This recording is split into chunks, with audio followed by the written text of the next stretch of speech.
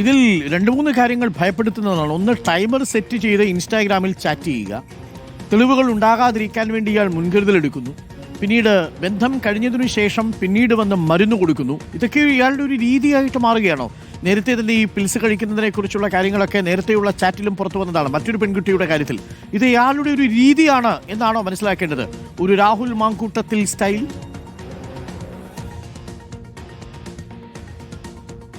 അരുൺകുമാർ, നമ്മൾ അങ്ങനെ വിശ്വസിക്കേണ്ടി വരും. കാരണം ഈ പെൺകുട്ടി നമ്മൾ ഇന്നലെ പുറത്തുവിട്ട ആ ഓഡിയോ സംഭാഷണം അത് ഗർഭചിത്രം ചെയ്യാൻ പ്രേരിപ്പിക്കുകയായിരുന്നു, നിർബന്ധിക്കുകയായിരുന്നു. അതിലും കൃത്യമായി ഈ മരുന്നിൻ്റെ, ടാബ്ലറ്റിൻ്റെ, പിൽസിൻ്റെ കാര്യം കൃത്യമായി പറയുന്നുണ്ട്. അത് നൽകാൻ വൈകിപ്പോയി.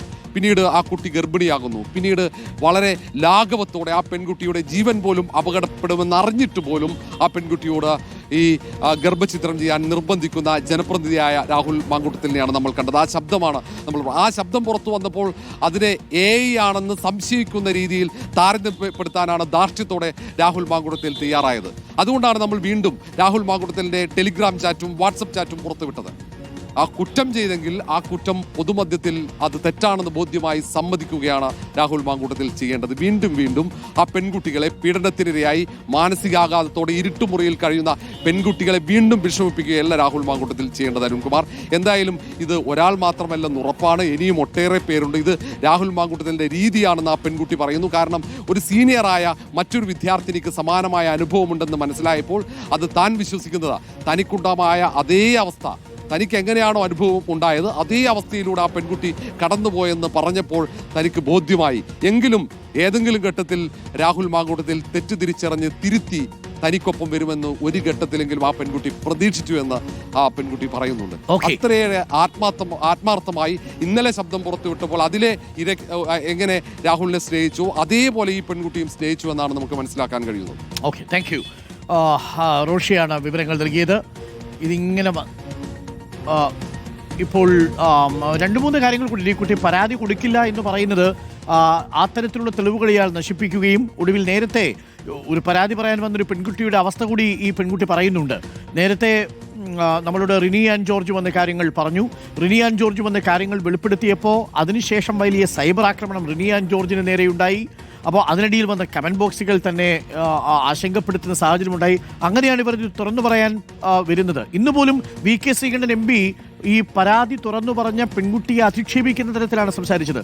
പാതി വസ്ത്രവും ഇട്ട് മറ്റ് നേതാക്കൾക്കൊപ്പം നിൽക്കുന്നത് കണ്ടില്ലേ എന്നോ മറ്റോ ഈ VK ശ്രീകണ്ഠൻ MP പറയുകയും ചെയ്തിട്ടുണ്ട്. ഇത് ഈ കുട്ടി ഭയക്കുന്നുണ്ട്. തുറന്നു വന്ന് പരാതി കൊടുത്താൽ സൈബർ ആക്രമണത്തിനും പൊതുവായിട്ടുള്ള ബുള്ളിയിങ്ങിനും വിധേയമാകും എന്ന് ഈ നമ്മളോട് ഇപ്പോൾ സംസാരിച്ച പെൺകുട്ടി ഭയക്കുന്നുണ്ട്, അല്ലേ റോഷി? അരുൺകുമാർ, ആ കുട്ടി അത് തുറന്നു പറയുകയാണ്. കാരണം റിനി ഈ ദുരനുഭവങ്ങൾ വിശദീകരിച്ചപ്പോൾ റിനിക്ക് എതിരെ സാമൂഹ്യ മാധ്യമത്തിലുണ്ടായ വലിയ കടന്നാക്രമണമാണ്. റിനിയെ വളരെ മോശമായി ചിത്രീകരിക്കുകയാണ് സാമൂഹ്യ മാധ്യമത്തിലൂടെ. അതിന് നേതൃത്വം നൽകുന്നതാകട്ടെ കോൺഗ്രസിൻ്റെയൊക്കെ ചില നേതാക്കളാണ്. എല്ലാ നേതാക്കളുമല്ല, എന്നാൽ പോലും നേതാക്കൾ പോലും അതിന് നേതൃത്വം നൽകുന്നു എന്ന ഏറ്റവും ദുഃഖകരമായ സാഹചര്യമാണ്. അത് കാണുമ്പോൾ രാഹുൽ മാങ്കൂട്ടത്തിൻ്റെ ഇരകളായ പെൺകുട്ടികൾ ആരും പുറത്തു വരില്ല. ഇവർ ഉദ്ദേശിക്കുന്നതും ഒരുപക്ഷെ അതായിരിക്കാം. ഇനി ആരും പുറത്തു വരാൻ പാടില്ല. അതുകൊണ്ടാകാം ഒരുപക്ഷെ വെളിപ്പെടുത്തുന്നവരെ നിരന്തരം സാമൂഹ്യ മാധ്യമത്തിലും അല്ലാതെയും വേട്ടയാടുന്നത്. ഇത് കണ്ട് ഭയന്ന് പെൺകുട്ടികൾ പുറത്തു വരില്ല. കാരണം അവർക്കുണ്ടായ അനുഭവം ഒരുപക്ഷെ വീട്ടിനകത്ത് പോലും തുറന്നു പറയാൻ കഴിയാത്ത സാഹചര്യം ഉണ്ടാകാം. കാരണം ഇത് നിയമത്തിന് മുന്നിലെത്തിയാൽ അതിൻ്റെ നൂലാമാലകൾ പിന്നീട് തൻ്റെ ജീവിതം നശിച്ചു പോകും. തനിക്ക് ജീവിക്കാൻ പറ്റാത്ത സാഹചര്യം ഉണ്ടാകും. ഈ പെൺകുട്ടി ഒരു ഘട്ടത്തിൽ പറയുന്നുണ്ട്, താൻ ഇനി വിവാഹം കഴിക്കില്ല, എനിക്ക് ജീവിക്കണം, എനിക്ക് എൻ്റെ ജീവിതം നശിച്ചിട്ടില്ലെന്ന് കാണിക്കണം എന്നൊക്കെ ആ പെൺകുട്ടി ഒരു ഘട്ടത്തിൽ സംഭാഷണത്തിൽ പറയുന്നുണ്ട്.